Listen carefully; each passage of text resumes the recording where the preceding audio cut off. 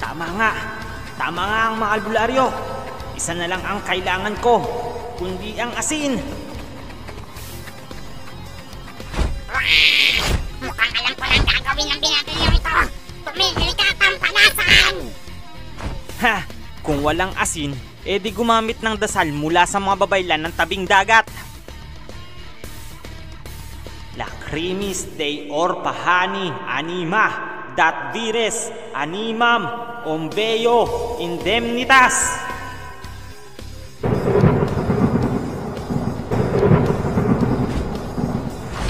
Isang tubig! Nakakatawa ka, mortal! Nakakatawa ba? O baka ikaw, hindi ito isang tubig manananggal. Isa itong tubig dagat mula sa Diyos ng ulilang kaluluwa. Naknang, tumigil ka! Bye-bye, bruha.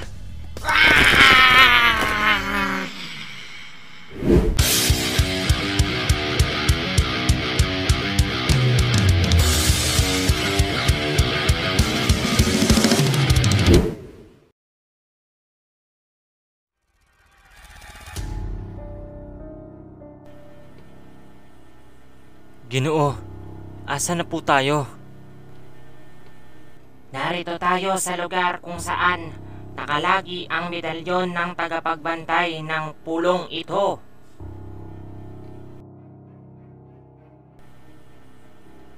Medalyon?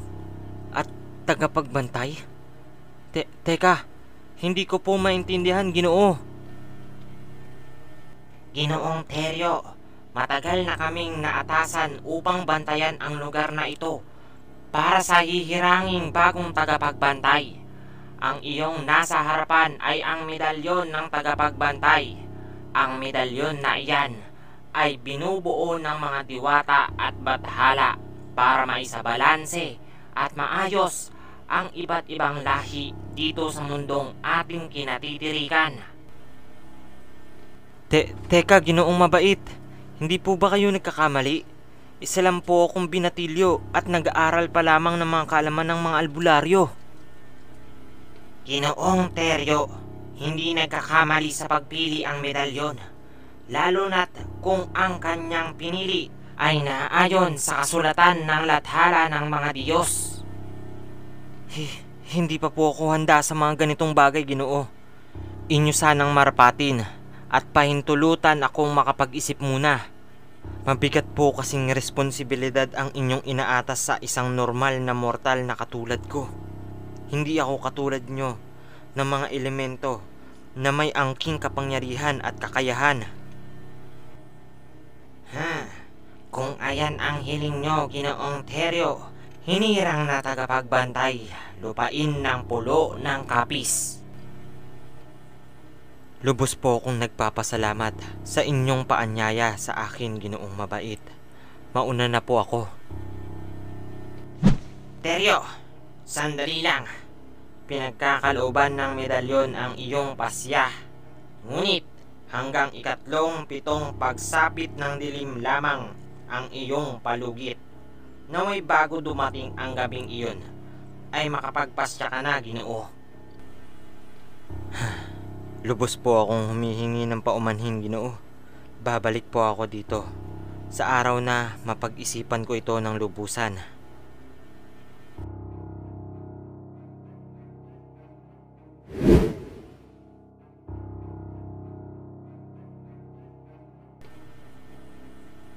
Nako, Lolo Bal! Anong oras na? Hanggang ngayon wala pa rin talaga ang pasaway na apo mo. Buti na lang ako hindi pasaway at syempre, pogi pa. Tigil-tigilan mo nga ako, Paeng. Namimiloso po ka pa. Nag-aalala na nga ako sa iyong kapatid na si Teryo. Lolo Bal, chill. Nagpapatawa lang ako. Para mawala yung pag-aalala mo. Baka atakihin ka pa dyan. Naku, mas mahihirapan ako. Saan ka naman mahihirapan, Aber? Asus! Saan pa ba? E di sa pagbubuhat sa inyo, paparoon sa gamutan ng mga matataas na albularyo. Nako! Makita pa ako ng mga kababaihan dito sa nayon natin. Baka ano pa sabihin na si Paeng ay nagbubuhat ng lolo niyang bungal. Ha? Anong sinabi mo? Pasaway ka talaga. Lumapit ka nga dito nang mapalo ko sa'yo itong buntot ng pagi at nang makita mo ang tunay na kapugian mo. Joke lang, Lolo Bal. Hihihi. Pero seryoso, asa na kaya yung pasaway na si Kuya Teryo? Diyos ko! Ay, siguro nasa maayos na kalagayan na ito. Hindi na ako nakakaramdam ng kakaibang katulad ng kanina. Marahil nga, Lolo Bal. Nga pala, magbo-beauty rest na ako. Gabi na, kailangan ko na matulog. Baka magka-aibag pa ako katulad mo. Hihi!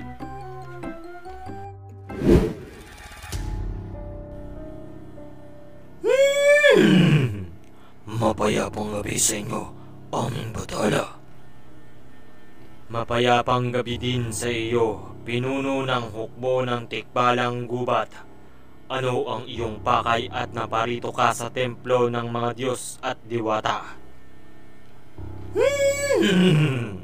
Mayroon po kaming naramdamang kakaibang presensya sa lupain ng mga mortal. Nais ko po sanang tumawid paparoon sa lupain ng mga mortal upang tukuyin kung sino at kanino ang presensyang iyon. Presensya mula sa mortal? Mukhang nakakaintriga nga, Ginoong Gilas.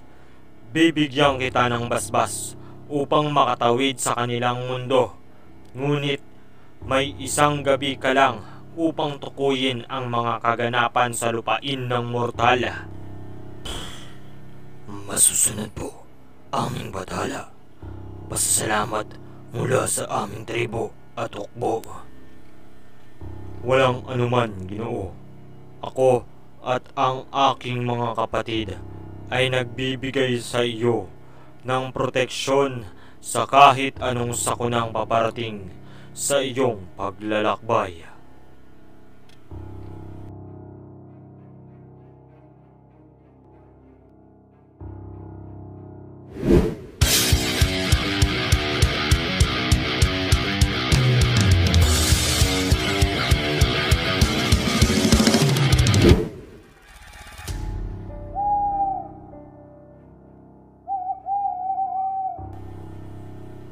Nakauwi na po ako. Ay, nako bata ka. Kanina pa ako nag-aalala sa'yo. Pumasok ka at palitan mo ang iyong kasuotan. Mukhang may nangyaring kababalaghan sa iyong pinaroonan. Paumanhin, Lolo Bal, kung inabot ako ng 3:00 ng hating gabi. Paumanhin din po at nawala ang dagta na iyong inuutos sa akin.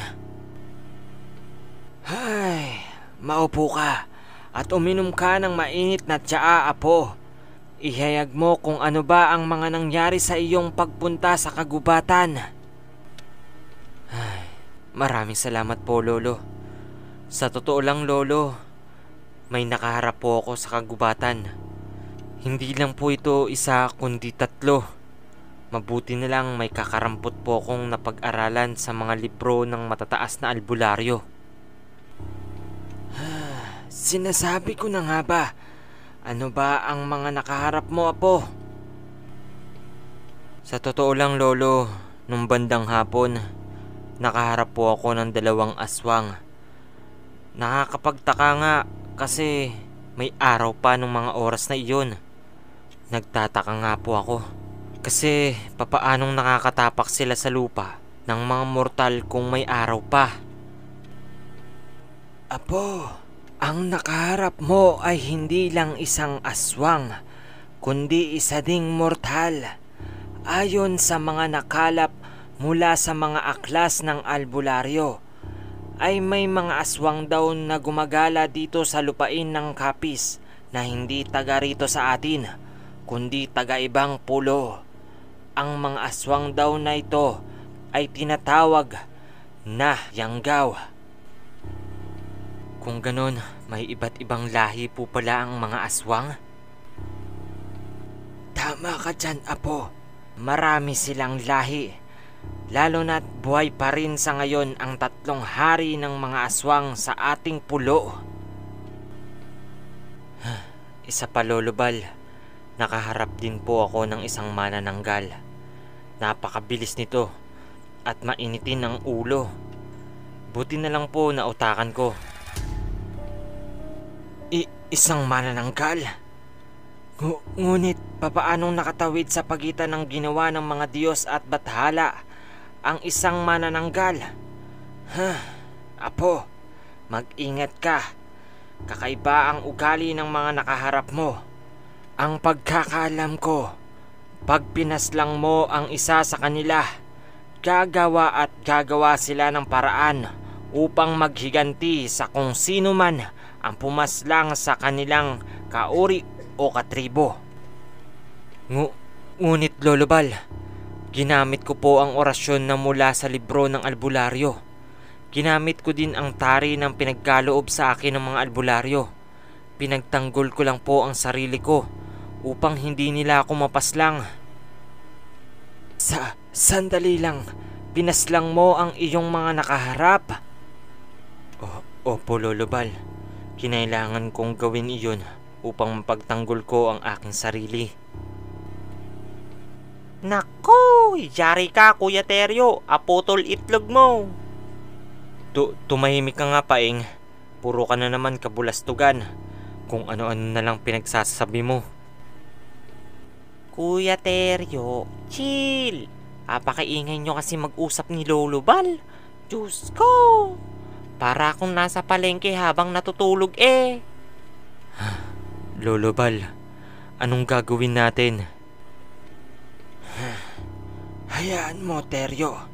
Sasabihan ko ang matataas na albularyo sa mga nangyayari at mapagpasyahan nila kung ano ang dapat nating gawin.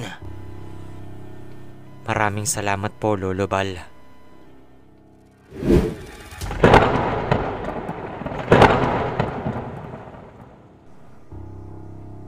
Malakas na gabi sa inyo, aming 3 hari. Ano ang iyong bagay, mensahero ng mga aswang? Ayon sa aming mga nakalap sa tribo ng Yanggaw, napuksa daw ang 2 nilang katribo. At sino naman ang may kagagawa nito?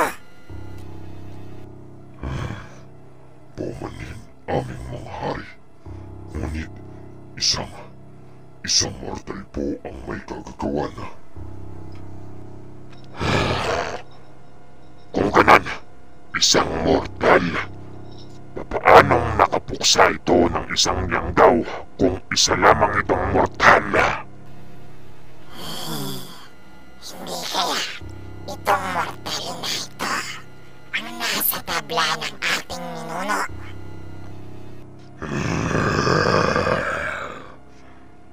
Marcelo, puntahan mo ang mga iba't ibang lahi at ibahagi mo ang kaalamang ito bilang paghahanda sa muli nating pagsakop sa lupain ng mortal. Masusunod po aming 3 hari.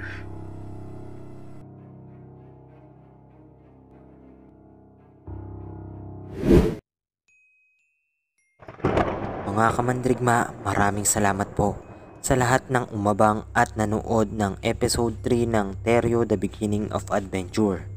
Paumanhin po sa matagal nating pag-upload mga kamandrigma, pero sana po ay nagustuhan nyo ito. Shoutout po tayo. Shoutout kay Reniel Rebito, Jader Miculob, Precious Kate Bagwisan, Roel Tabukay, Marlon Guiman, Maria Gloria Lagra, Vilma Villarin, J. Ashton Abad, Eric Cabias, Daniel, Tim Ren Linus C, Clarence Hadua, Gilan Tingaw, Tommy Vilasan, Daniel Dinglasa, J.R. Maraba, Silvia Lorania, John Ford Mangilit, Caleb Sabeda, Joyce Oropila, Mohaina Sarumbino, Jeffrey Moran, Ramha Asubat, Ruben Toren, Wyvin Dave Oscanio, Salin Delfin, Jerry Aloya, Andrea B. Boyos, Mary Yami Padro, Jomin Alba, Richard Ferrer,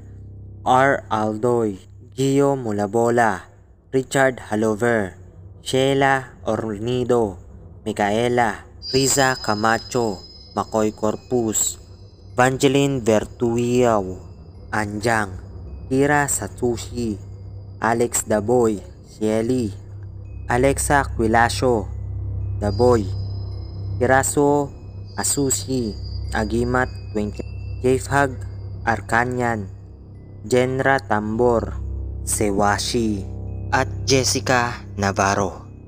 Maraming salamat mga kamandirigma sa walang sawang nanunood kahit matagal tayong nakapag-upload. Promise po babawi po ako ngayong buwan. At sana po ay suportahan nyo ang episode 3 ng Teryo The Beginning of Adventure. Maraming salamat po mga kamandirigma.